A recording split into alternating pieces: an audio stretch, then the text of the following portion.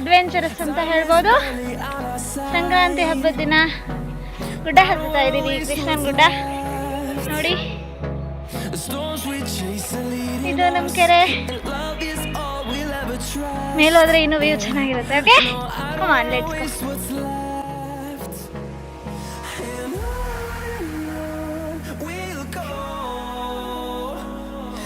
ಇದು ನಮ್ಮೂರಿನ ಕೃಷ್ಣನ ಗುಡ್ಡ.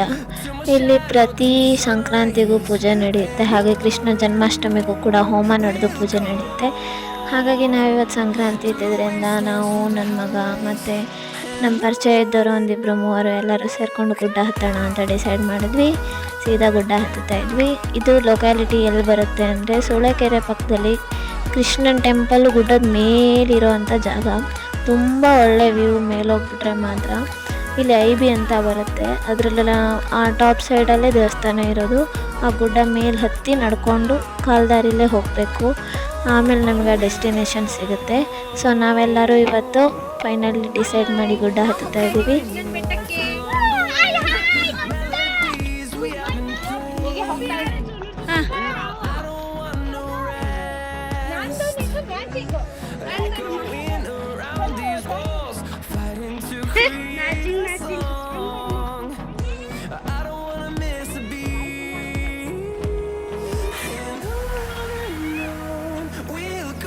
ಈ ದೇವಸ್ಥಾನದ ಹಿಸ್ಟ್ರಿ, ಚರಿತ್ರೆ ಏನಪ್ಪ ಅಂತ ಹೇಳಿದ್ರೆ, ಕೃಷ್ಣ ತನ್ನ ತಿರುಪತಿಗೆ ಹೋಗೋ ಮುನ್ನ ಆ ದಾರಿಯಲ್ಲಿ ಇಲ್ಲಿ ರೆಸ್ಟ್ ಮಾಡಿದಂಥ ಜಾಗ, ವಿಶ್ರಾಂತಿ ತಗೊಂಡಂಥ ಜಾಗ ಅಂತ ಹೇಳ್ತಾರೆ.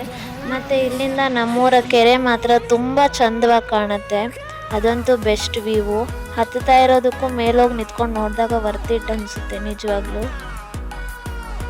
ನಾವು ಹತ್ತಿದಾಗ ಈ ಗುಡ್ಡ ಹಚ್ಚ ಹಸಿರಾಗಿತ್ತು. ಮಳೆಗಾಲದಲ್ಲಿ ಆಗಸ್ಟ್ ತಿಂಗಳಲ್ಲಿ ನಾವು ಹತ್ತಿದ್ದು. ಇವಾಗ ನೋಡಿ ಹೀಗಾಗ್ಬಿಟ್ಟಿದೆ. ಯಾರು ಸೋಲೋ ಟ್ರಾವೆಲರ್ಸು, ಟ್ರಕ್ ಹೋಗೋರು ಅಥವಾ ಟ್ರಿಪ್ ಹೋಗೋರು ಯಾರಾದರೂ ಇದ್ದರೆ ಮಸ್ಟ್ ಆ್ಯಂಡ್ ಶುಡ್ ಈ ಪ್ಲೇಸ್ನ ವಿಸಿಟ್ ಮಾಡಿ ಅಂತ ನಾನು ಹೇಳ್ತೀನಿ.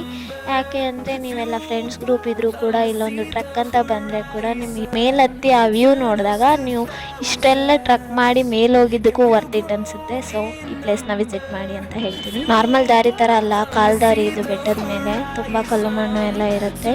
ಮತ್ತು ಇಲ್ಲಿ ಪ್ರಾಣಿಗಳ ಓಡಾಟ ಜಾಸ್ತಿ ಇದೆ ಅಂತೇಳಿ ಫಾರೆಸ್ಟ್ರೇ ಬೆಂಕಿ ಹಚ್ಚಿರೋ ಥರ ಇದೆ. ಇಲ್ಲೆಲ್ಲ ಸುಟ್ಟಿದೆ ಆಲ್ಮೋಸ್ಟ್, ನೋಡ್ಕೊಳ್ಳಿ.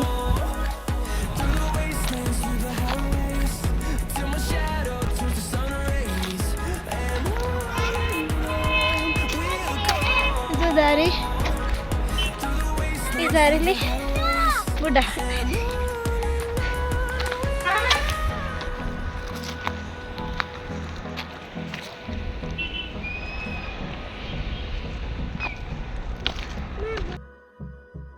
ನಾವೀಗೆ ಮಾತಾಡ್ಕೊತ ಆಲ್ರೆಡಿ ನಮ್ಮ ಹಾಫ್ ವೇಗೆ ಬಂದುಬಿಟ್ಟಿದ್ವಿ, ಅರ್ಧ ದಾರಿಗೆ ಬಂದುಬಿಟ್ಟಿದ್ವಿ.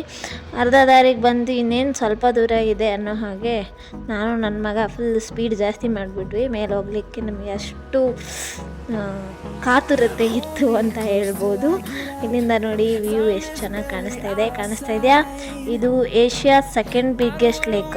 ನಮ್ಮ ಏಷ್ಯಾದಲ್ಲೇ 2ನೇ ಅತ್ಯಂತ ದೊಡ್ಡ ಕೆರೆ ಮತ್ತು ನಮ್ಮ ಭಾರತದಲ್ಲೇ ಮೊದಲನೇ ಅತ್ಯಂತ ದೊಡ್ಡ ಕೆರೆ. ನೀವು ಗೂಗಲಲ್ಲಿ ಸರ್ಚ್ ಮಾಡಿದ್ರೆ ಸಿಗುತ್ತೆ.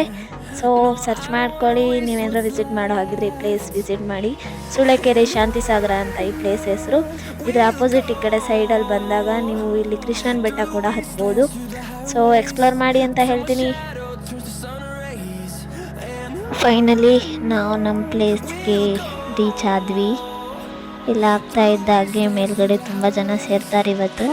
ನಾವು ಹೋಮ ಮುಗ್ದೋಗಿದೆಯೇನೋ ಅನ್ನೋ ಭಯದಲ್ಲೇ ಬೇಗ ಹತ್ತಿ ಬಂದ್ವಿ. ಇಲ್ಲಿ ನೋಡಿ ಮಕ್ಕಳೆಲ್ಲ ಇದ್ದಾರೆ, ತುಂಬ ಜನ ಇರ್ತಾರೆ ಇವತ್ತಿನ ದಿನ ಮತ್ತು ಸಂಕ್ರಾಂತಿ ಹಬ್ಬದ ದಿನ. ಸೊ ಇದು ನಮ್ಮ ಫೈನಲ್ ಡೆಸ್ಟಿನೇಷನ್. ಇದೇ ನೋಡಿ ಕೃಷ್ಣನ ದೇವಸ್ಥಾನ.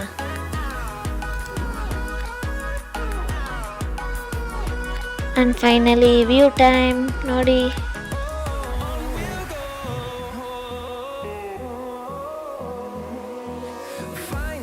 ಮೊದಲು ಈ ಗುಡ್ಡದ ಮೇಲೆ ಬರೀ ಶಿಲೆ ಇತ್ತು ಅಂತ ಹೇಳ್ತಾ ಇದ್ರು. ಅದಾದ ನಂತರ ಈ ಜಾಗನ ಜೀರ್ಣೋದ್ಧಾರ ಮಾಡಿ ಒಬ್ಬರಿಗೆ ಒಪ್ಪಿಸಿ ನಮ್ಮ ತಾತ ಮುತ್ತಾಂತನ ಕಾಲದಲ್ಲಿ ಈ ಬಿಲ್ಡಿಂಗನ್ನು ದೇವಸ್ಥಾನವನ್ನು ಕಟ್ಟಿಕೊಟ್ರು. ನಾವು ನೋಡಿ ಬೇಗ ಬಂದ್ವಿ. ಅಕ್ಕವ್ರು ನೋಡಿ ಇನ್ನು ಇವಾಗ ಬರ್ತಾ ಇದ್ದಾರೆ, ಸುಸ್ತಾಗ್ಬಿಟ್ಟಿದ್ದಾರೆ ಅವ್ರ ಪಾಪ. ಎಂಟ್ರಿ ಆಗ್ತಾ ಇದ್ದಂಗೆ ಮೊದಲನೇ ದರ್ಶನ ವಿನಾಯಕ ಸಿದ್ಧಿ ವಿನಾಯಕಂಗೆ ನಮಸ್ಕಾರ ಹೊಡ್ಕೊಂಡು ಸೀದಾ ಒಳಗೆ ಹೊರಟ್ವಿ.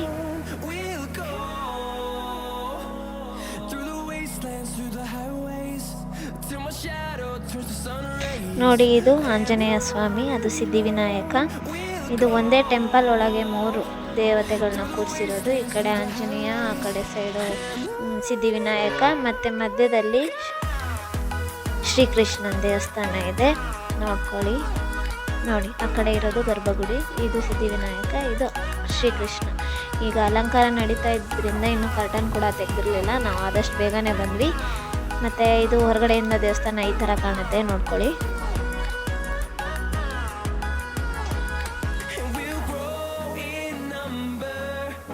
ಆಲ್ಮೋಸ್ಟ್ ನಮ್ಮ ಅಕ್ಕಪಕ್ಕ ಮನೆಯವರು, ನಮ್ಮೂರವರು ತುಂಬ ಜನ ಇದ್ದರು ಇಲ್ಲಿ.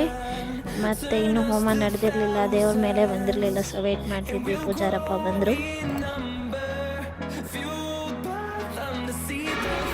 ದೇವರು ಬರ್ತಾ ಇದ್ದಂಗೆ ಹೊರಗಡೆ ಹೋಮಕ್ಕೆ ಎಲ್ಲ ತಯಾರಿ ಮಾಡ್ಕೊಂಡು ತಕ್ಷಣ ಪೂಜಾರಪ್ಪ ಬಂದು ಅದನ್ನೆಲ್ಲ ಪೂಜೆ ಮಾಡಿ ಅಲ್ಲಿಗೆಲ್ಲ ಹೋಮಕ್ಕೆ ತಯಾರಿ ಮಾಡ್ಕೊತಾ ಇದ್ರು. ಇಲ್ಲಿಂದ ಹೋಮ ಆದಮೇಲೆ ಕೃಷ್ಣನ ದರ್ಶನ ಎಲ್ಲರಿಗೂ ಸಿಗೋದು, ಕೃಷ್ಣನಿಗೆ ಮಂಗಳಾರತಿ ಆಗೋದು. ಇಲ್ಲಿ ಹೋಮ ನಡೆದ ನಂತರನೇ ಆ ಕರ್ಟನ್ನ ಸರಿಸೋದು. ಸೊ ಮೊದಲು ಹೋಮ ಫಸ್ಟ್ ಪ್ರಿಫರೆನ್ಸು.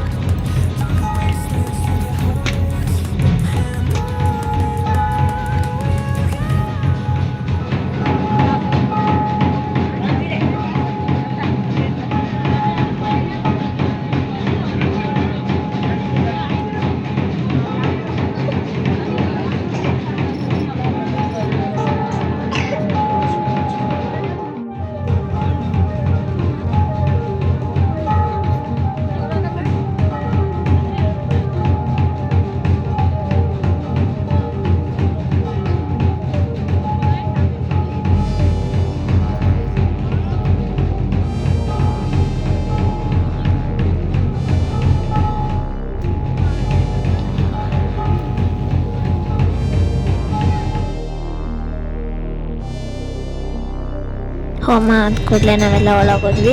ಕೃಷ್ಣನ ದರ್ಶನ ಮಾಡ್ಕೊಳ್ಳಿ. ಅಷ್ಟು ಕ್ಲಾರಿಟಿ ಇಲ್ಲ, ತುಂಬ ಜನ ಇದ್ದಿದ್ದರಿಂದ ನುಗ್ಗಲಲ್ಲಿ ಹಿಂದೆ ಉಳ್ಕೊಂಡ್ಬಿಟ್ವಿ. ಸೊ ನನ್ನ ಕೈಲಾದಷ್ಟು ಕ್ಯಾಪ್ಚರ್ ಮಾಡೋಕ್ಕೆ ಟ್ರೈ ಮಾಡಿದ್ವಿ. ಸೊ ಎಲ್ಲ ಕೃಷ್ಣನ ದರ್ಶನ ಮಾಡ್ಕೊಳ್ಳಿ.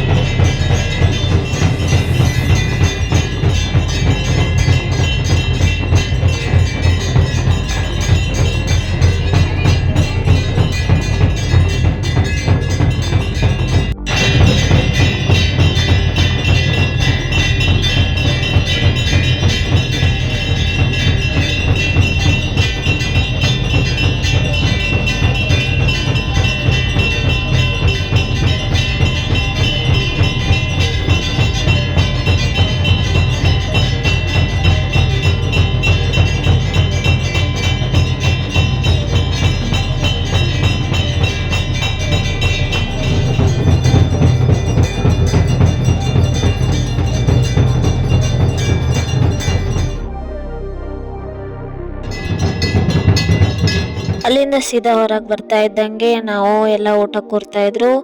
ಸೊ ನಾವು ಊಟಕ್ಕೆ ಕೂರಕ್ಕೆ ಹೊರಟ್ವಿ. ಅಲ್ಲಿ ಆ ಕಡೆ ಜಾಗ ಇತ್ತಲ್ಲ, ಆ ಸೈಡಲ್ಲೇ ಎಲ್ಲ ಊಟಕ್ಕೆ ಕೂರ್ತಾಯಿದ್ರು. ನೋಡಿ ಆ ಕಡೆ ಸೈಡೇ ಎಲ್ಲ ಊಟ ಕೂರ್ತಾಯಿದ್ರು. ಸೊ ನಾವು ಮೊದಲನೇ ಪಂಕ್ತಿಲ್ಲ ಎಲ್ಲರ ಜೊತೆ ಊಟಕ್ಕೆ ಕೂರೋಣ ಅಂತ ಕೂತ್ಕೊಂಡ್ವಿ, ಪ್ರಸಾದ ತಿಂದ್ವಿ. Next last but not least view ನೋಡ್ಕೊಳ್ಳಿ. ಆ ಕಡೆ ಸೈಡು ಅಲ್ಲಿ ಕಾಣ್ತಾ ಇರೋ ಊರು ಯಾವುದಪ್ಪ ಅಂದರೆ ಅದು ಕೆರೆಬಿಳ್ಚಿ.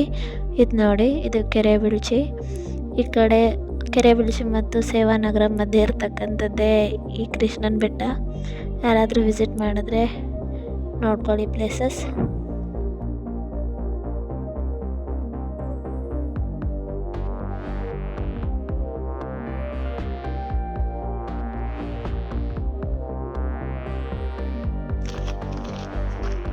ಹೊಸ ಜಾಗನ ನಿಮಗೆ ಇವತ್ತು ತೋರ್ಸೋಕ್ಕೆ ನಾನು ಪ್ರಯತ್ನ ಪಟ್ಟಿದ್ದೀನಿ. ನೀವು ಸುತ್ತಮುತ್ತ ಇಲ್ಲೇ ಯಾವ್ದಾರ ಹಳ್ಳಿಗಳಲ್ಲಿ ಅಥವಾ ಊರುಗಳಲ್ಲಿ ಇದ್ದರೆ ಈ ಜಾಗನ ವಿಸಿಟ್ ಮಾಡಿ ಅಂತ ಹೇಳ್ತೀನಿ.